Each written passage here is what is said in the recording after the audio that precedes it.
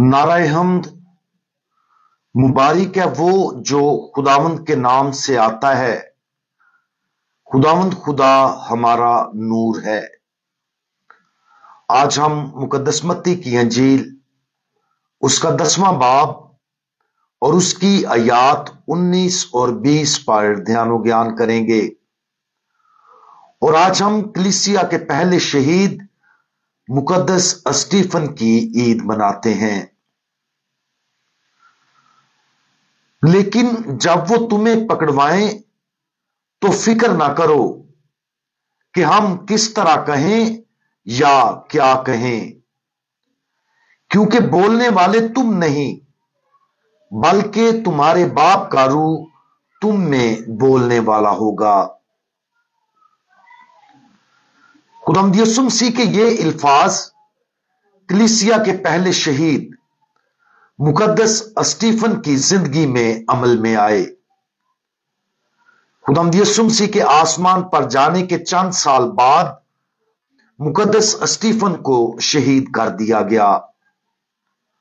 वो उन 7 डीकनों में से एक था जिन्हें रसूलों ने गरीबों की देखभाल के काम में मदद करने के लिए मुकर्रर किया था, क्योंकि कलीसिया में मोमनीन की तादाद बढ़ रही थी।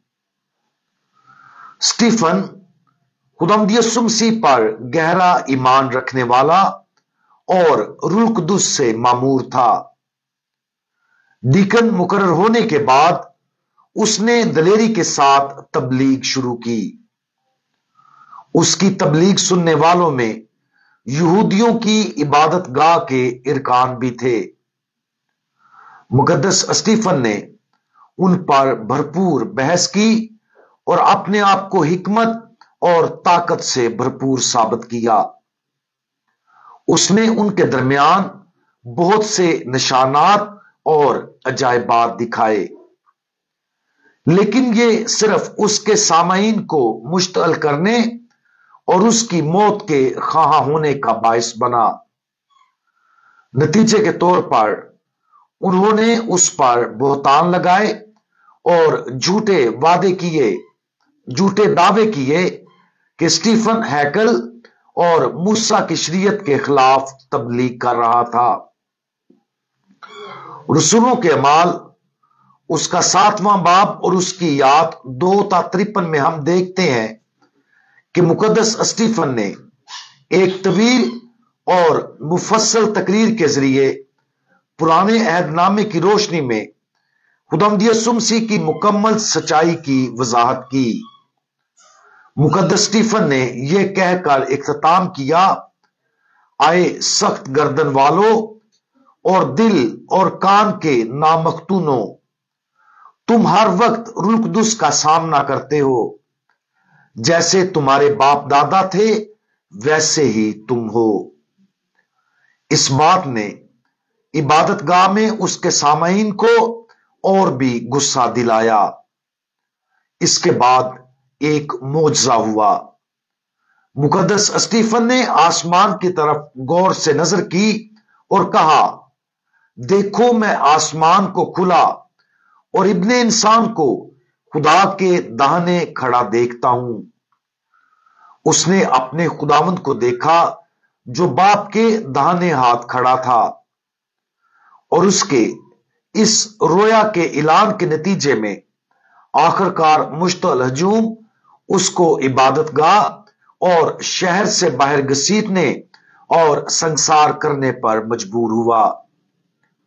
ताहम मुकद्दस स्टीफन की कहानी एक खूबसूरत और मुतासर कुन अंदाज में खत्म हुई। जब हजूम उस पर पथराव कर रहा था तो उसने 2 दुआएं मांगी। सबसे पहले उसने कहा, आए खुदावंद यीशु मेरी रूह को कबूल कर। और फिर उसने ऊंची आवाज में दुआ की, आए खुदावंद ये गुनाह इनके जुम्मे ना लगा। और ये कहकर मुकद्दस स्टीफन सो गया।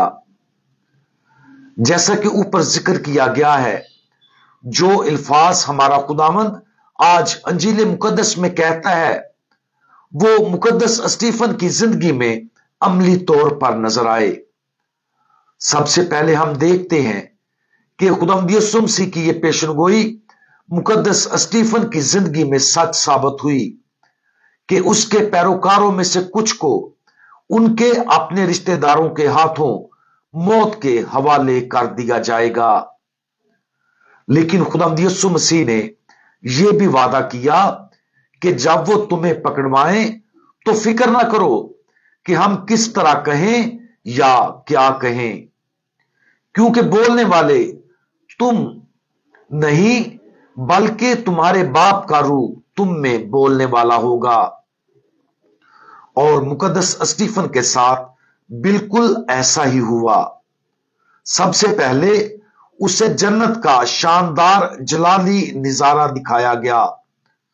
दूसरा, वो अपनी रूह को मुकम्मल तौर पर खुदावंद यीशु मसीह के हवाले करने के लिए तैयार हुआ। और तीसरा, वो अपने सिताने वालों के लिए दुआ करने और उनको मुआफ करने की तहरीक देता था। ये इल्फाज और अमाल अकेले मुकद्दस स्टीफन की तरफ से नहीं आए थे, वो खुदावंद यीशु मसीह के उस वादे की तकमील थे कि जब किसी को अंजील की खातर सताया जाएगा तो बाप खास तौर पर हाजिर होगा और जरूरत के वक्त ताकतवर इल्हाम देगा। आज इस गहरी सच्चाई पर गौर करें कि खुदा हमें कभी नहीं छोड़ता।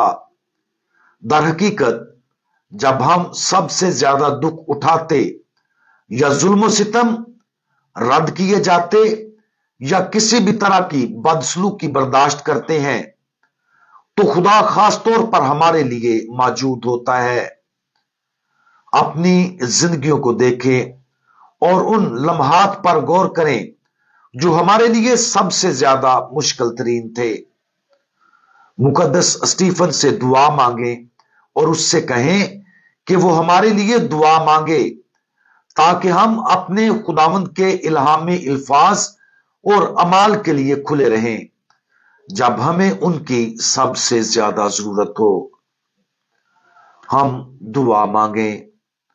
सबसे शानदार और जलाली मुकद्दस स्टीफन बराए करम हमारे लिए दुआ करें, खासतौर पर जब हम अपनी जिंदगी में सबसे भारी सलीब का तजर्बा करते हैं।